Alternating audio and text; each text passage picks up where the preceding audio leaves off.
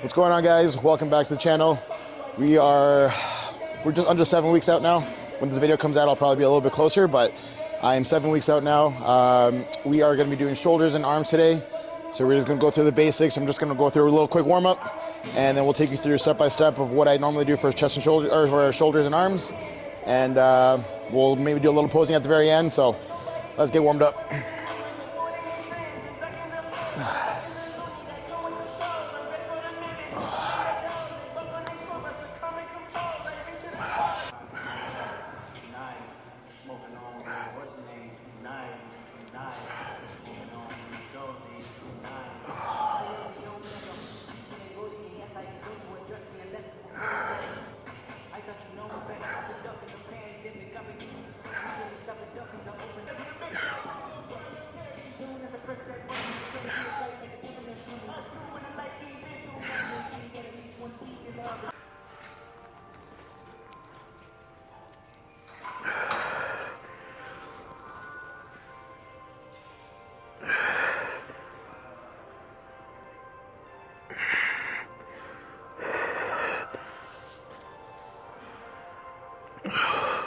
All right, don't forget to do warm-ups. I know it's tedious and annoying.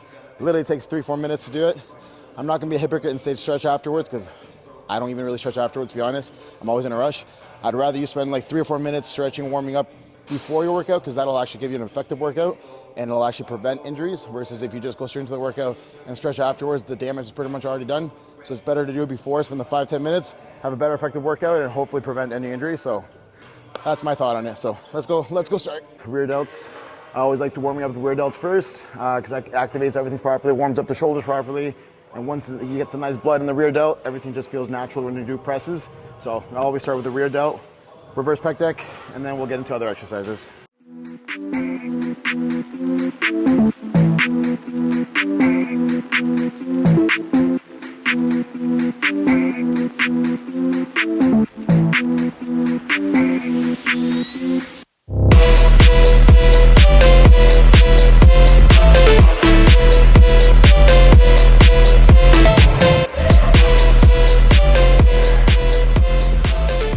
Warm up on that one. We're gonna hit another angle for the rear delts in this one. Very small movement. The rear delts, it's not a huge movement all the time. Sometimes it's very little movements, making sure you're walking, staying right on the rear delt. For those of you that may or may not know your anatomy, a shoulder has 3 different heads: rear delt, lateral head, and anterior head. So when you're picking an exercise, you gotta think about which head you're targeting to specifically grow that area, because you can't just try to throw every exercise. You gotta know which area you gotta grow and make sure we're hitting all 3 heads of the tricep or the shoulder. So right now we're still gonna hit the rear delt of the shoulders, and then we'll get to the lateral and the anterior. So let's go back to this one.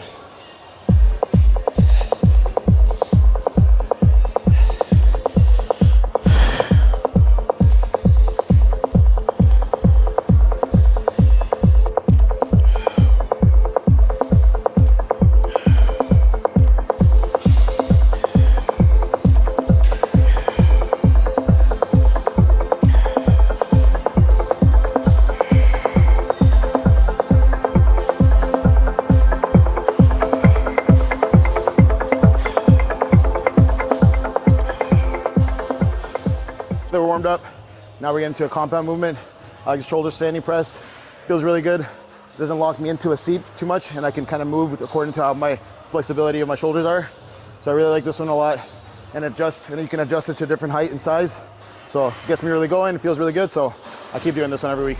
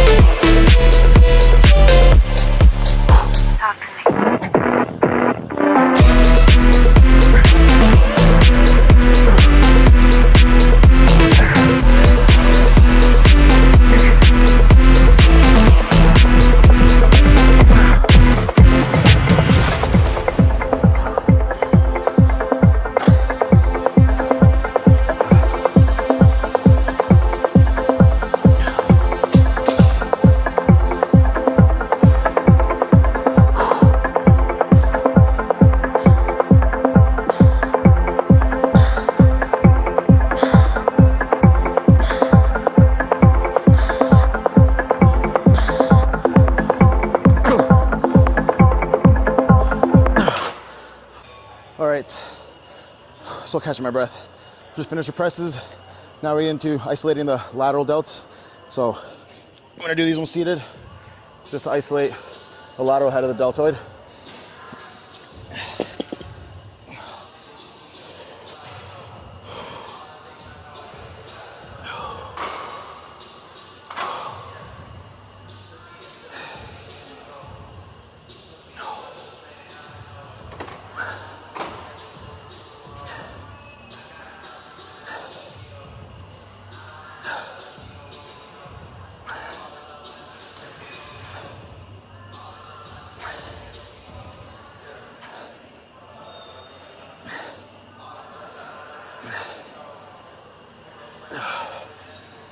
Movements, when I do, I try to elongate the stretch just so that when you're initiating the movement, you actually catch the muscle you're targeting.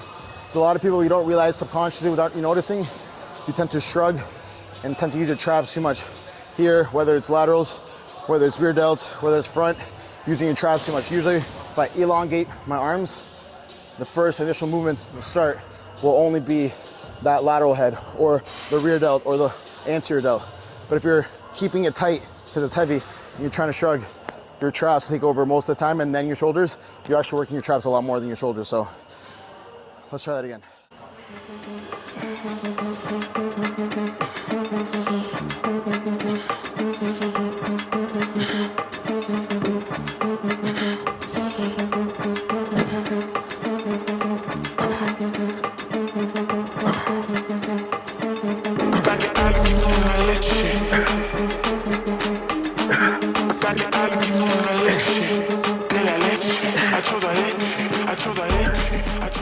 Now we're gonna superset this one here.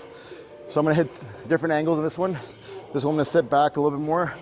The movement, same thing, we're targeting a little bit more on the rear delt. Now we're gonna be hitting a variation of a lateral / rear delt hit. I'll show you the angle. Depending how close you get to the grip, further away, closer away, it'll hit the shoulder a little bit different. So I'll show you this one here first. Normally, you set up close, you do laterals, but I'm gonna sit further back, my chest nice and supported on the pad, so that my initial movement when I start, it'll be a little bit more rear delt than it is lateral. Just a very small movement, small control, just like that.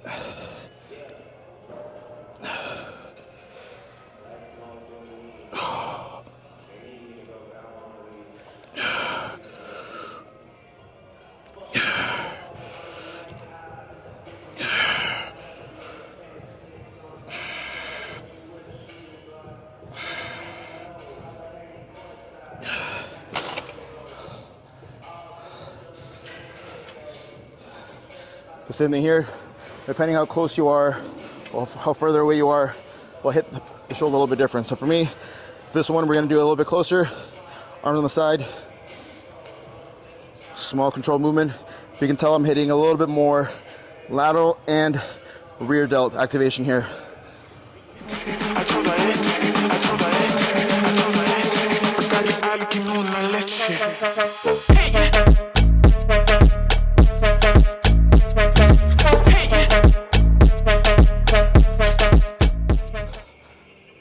All right, we're gonna finish off here with, we did rear delts, we did laterals, we had a little bit of anterior when we're doing the presses. Now we're gonna finish off with isolating the anterior delts with dumbbell movements. So same thing here, I usually like sitting just because it avoids the swinging and using your whole body movement, so I can isolate it a little bit better.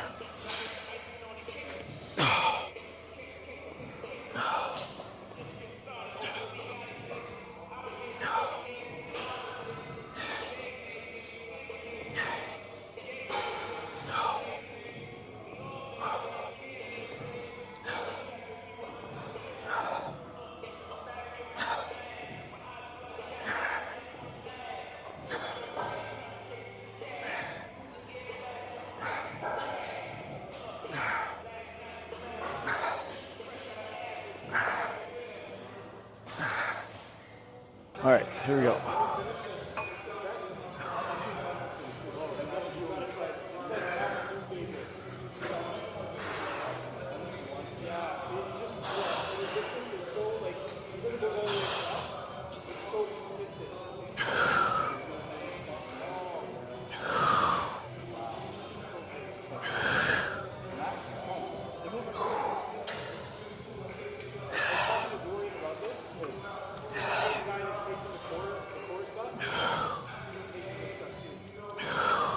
All right, for this one, I usually try to aim to find this one if I can.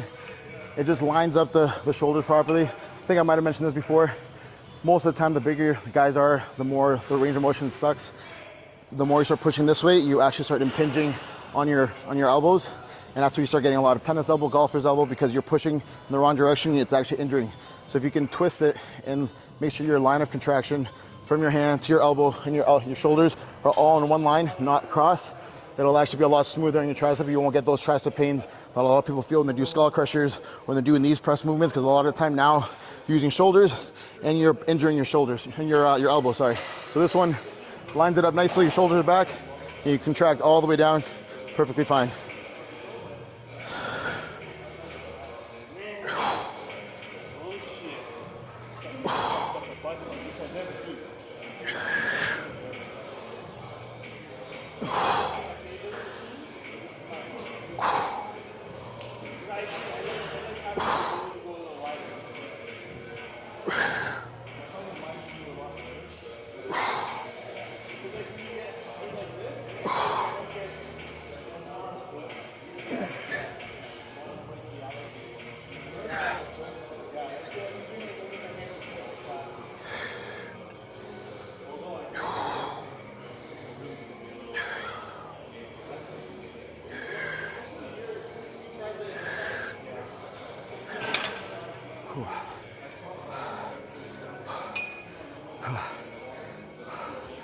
Always short rest for these ones.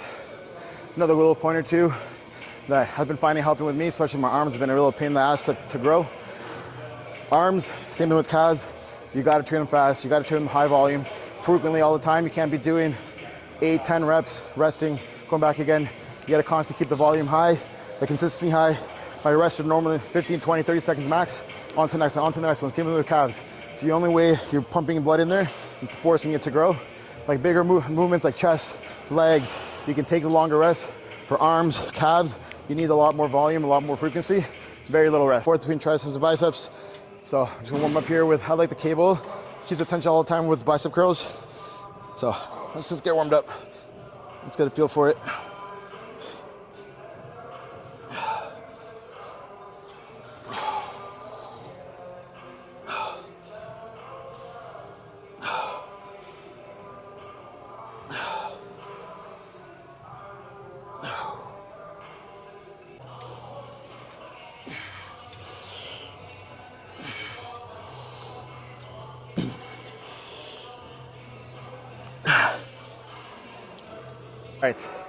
All right, now we're back to triceps. I like to go, now we did pull downs. Now we're gonna go overhead, hit the long head of the tricep. I like using machine one. This one locks you in place. It feels good on my shoulder, so I keep up with this. Let's set it up. Same thing here, make sure you lock your shoulders down. You're not using your traps, and you're not throwing it, you're squeezing it up.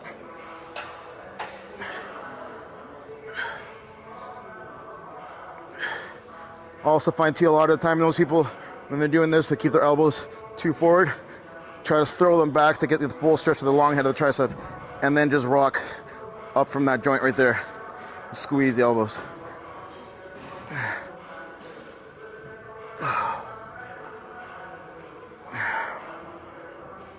Right. We just did triceps, now back to biceps. We did under pull, now we're gonna go high pull. Just get more of the peak of the bicep, top of the bicep here. I always like switching it back and forth, make sure you hit all the different angles. The machines I'm doing, obviously you gotta find whatever works for you. Some people prefer certain kind of machines, dumbbells. I like better with stuff that are more isolated, like machines for me, I can feel the contraction better. So whatever works for you might not work for me, or vice versa. So find whatever works for you. If it's consistent and you're feeling the muscle, that's all that matters. Sometimes using the dumbbells or the crazy weights or the barbell you see everyone using all the time might not be the right exercise for you and might actually increase injury prevention. So this one machine for me, it locks me in place. I don't have to think about it, contract the muscle, and it saves my joint. So.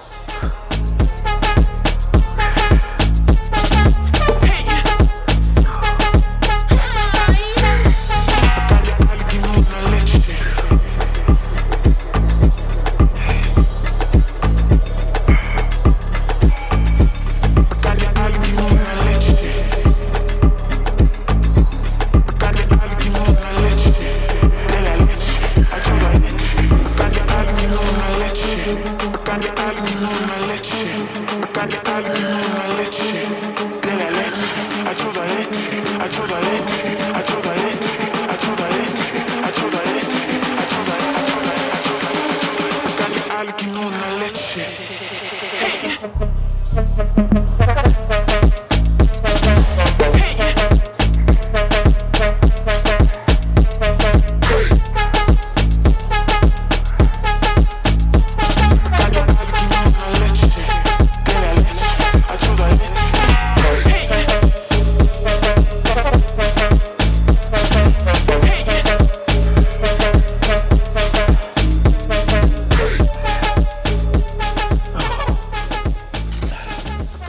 All right, last one here, just doing a superset to finish the pump with nice dips here, superset with hammer curls.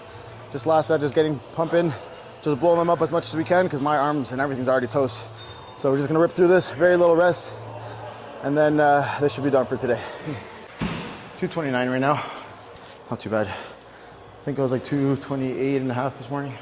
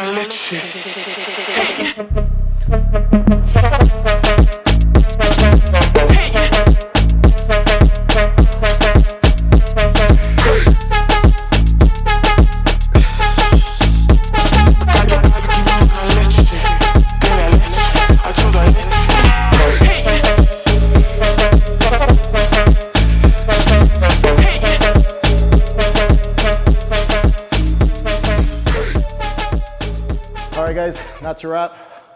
I'm exhausted. I need to get some food. So thank you for following along. If you guys enjoyed it, please like, subscribe, leave any comments, any suggestions, anything you guys have any questions. Also any questions related to online coaching or massage, also message me on my Instagram, Tips by Tay. I'll be glad to help. If you're in the GTA area, I'll be glad to help you with massage as well. Hopefully I'll be doing some more content the next week or so. I'm hoping to doing a full day of eating, doing a vlog, day in the life, stuff like that. I'll keep you guys in touch with what I am doing, what I am eating leading into this prep. So for now, thanks for tuning along. Got to get my cardio in, so see you guys next time.